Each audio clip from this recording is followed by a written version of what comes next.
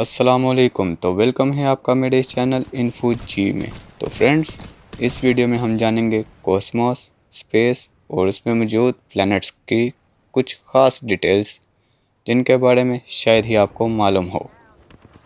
तो ज़्यादा बात ना करते हुए चलो वीडियो स्टार्ट करते हैं। क्या आपने कभी ट्विन पैराडॉक्स के बारे में सुना है? मान लीजिए दो जुड़वां बच्चे हैं और वे दोनों 5 वर्ष के हैं। आप उन जुड़वा बच्चों में से एक को लें, उसको रॉकेट में रखें और उसे अंतरिक्ष में भेजें, लेकिन वह प्रकाश की गति से 90% अधिक गति से यात्रा कर रहा होगा। होता यह है कि जब आप इतनी तेजी से यात्रा करते हैं तो समय 44% धीमा हो जाता है। इसका मतलब है कि उसकी उम्र धीमी हो रही है। लेकिन अगर आप उसी 5 साल के बच्चे को लेकर अंतरिक्ष में जाएं और प्रकाश की गति से 99% गति से चलें, तो जब वह यात्रा करेगा जो उसके लिए 5 साल थी, जब वह पृथ्वी पर वापस आएगा तो वह हो चुका होगा 10 साल का और उसका जुड़वां 110 साल का होगा।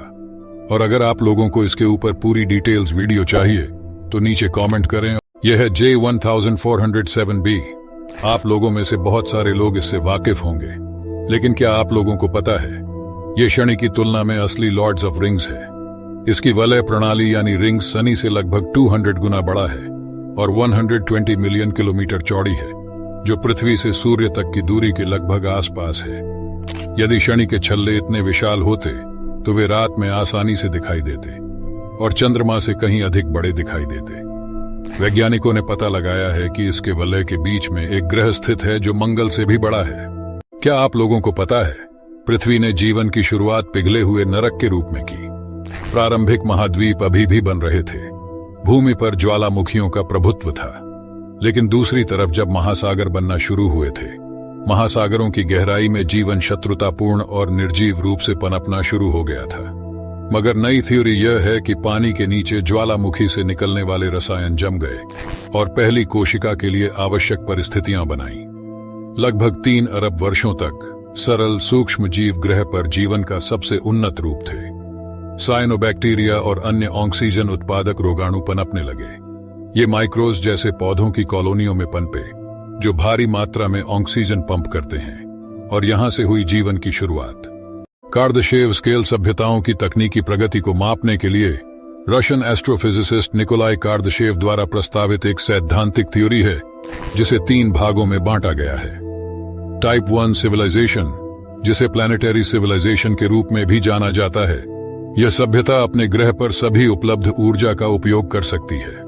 इसमें सौर, पवन और भूतापीय ऊर्जा जैसे नवीकरणीय ऊर्जा स्रोत शामिल हैं। टाइप 2 या स्टेलर सिविलाइजेशन डायसन क्षेत्र जैसी तकनीक का उपयोग करके पूरे तारे की ऊर्जा को पकड़ सकती है, जो तारे की पूरी ऊर्जा को कवर और एकत्रित करती है। टाइप 3 सिविलाइजेशन, जिसे गैलेक्टिक सिविलाइजेशन भी कहा जाता है, पूरी आकाश गंगा की ऊर्जा का दोहन और उपयोग कर सकती है।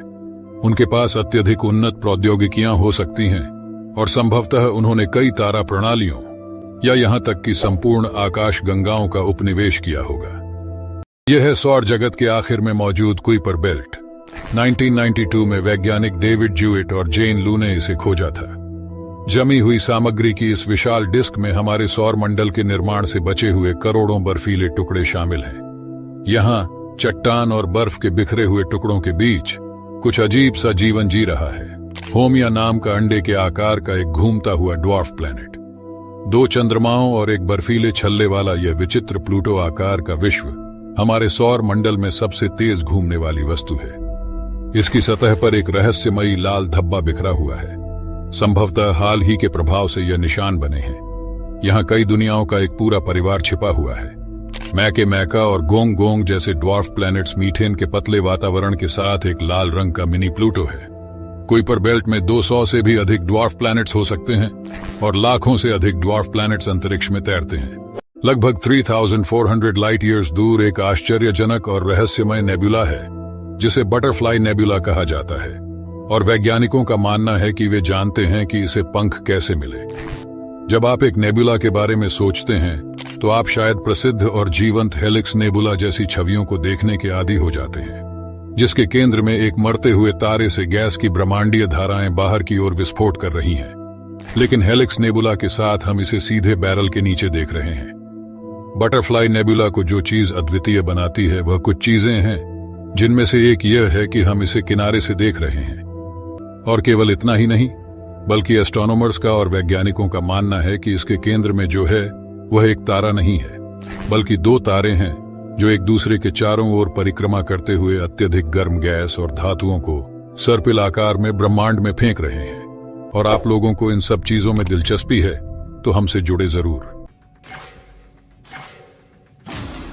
तो फ्रेंड्स, ये थी आज की वीडियो। मैं उम्मीद करता हूँ आपको ये वीडियो ज़रूर पसंद आई होगी। तो वीडियो को कर देना लाइक और चैनल को कर देना सब्सक्राइब। और हाँ, कमेंट में ज़रूर बताइएगा कि ये वीडियो आपको कैसी लगी। तो मिलते हैं आपसे अगली वीडियो में। टेक केयर, कीप स्माइल, अल्लाह हाफिज़।